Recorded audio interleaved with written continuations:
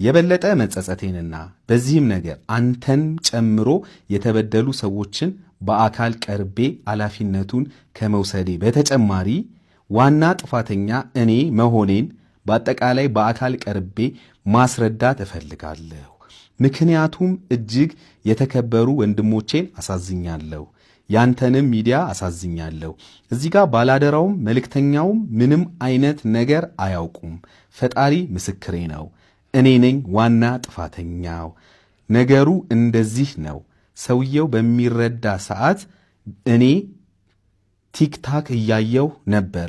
ከዛ በመጨረሻ ላይ ሰውየው ስልኩን ሲናገር እኔ በስልኬ ጽፌ ነው እንጂ ለሰውየው ማንም ስልክ ጽፎ የሰጠው ሰው የለም።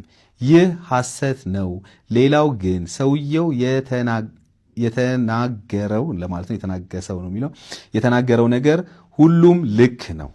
እሳቸው እኔም ከሰውየው የባሰ ችግር ውስጥ ነበርኩ፣ አሁንም ችግር ውስጥ ነኝ። እናም የተከበሩ ወንድሞቼን አሳዝኛለሁ፣ ያንተንም ሚዲያ አሳዝኛለሁ። እዚህ ጋር ባላደራውም መልእክተኛውም ምንም አይነት ነገር አያውቁም። ፈጣሪ ምስክሬ ነው። በእኔ ስተት መሰቀልም ካለብኝ እኔው ራሴ እንጂ መልካም ሰዎች በእኔ ሥራ ማፈር የለባቸውም። በመጨረሻም ከሁሉም ጋር መነጋገርና ይቅር በሉኝ ለማለት ህዝቡንም ጭምር ዝግጁ ነኝ። አመሰግናለሁ። ቢያንስ ቀለል ይለኛል። ሰላም ወንድሜ እንዴት ነህ? ያው የተፈጠረውን ነገር እንዳየነው እጅግ ግራ የተጋባችሁበት ሰው ያለ ኃጢአቱ አንገቱን የደፋበት በአጠቃላይ እጅግ አሳዛኝ ድርጊት ነው። 2 ቀን በተከታታይ ስከታተለው ነበር። እናም ከተበዳዮቹ በአጠቃላይ የመጸጸት መልእክት ነው የላኩት ይላል። ይሄ የተናገረው በዛ ቦታቸው አሁን እኔ ይሄን ግለሰብ ደውዬ ማውራት አይጠበቅብኝም። ለምንም አይጠበቅብኝ። ይሄ ግለሰብ ወንጀል ነው የሰራው፣ ግልጽ የሆነ ወንጀል ነው የሰራው። እኚህን ሰውዬ አጭበርብሯል። በእናንተ ስም እኚህን ሰውዬ አጭበርብሯል፣ የኛም ስም ጠፍቷል። ይሄን ሰውዬ አጭበርብሯል።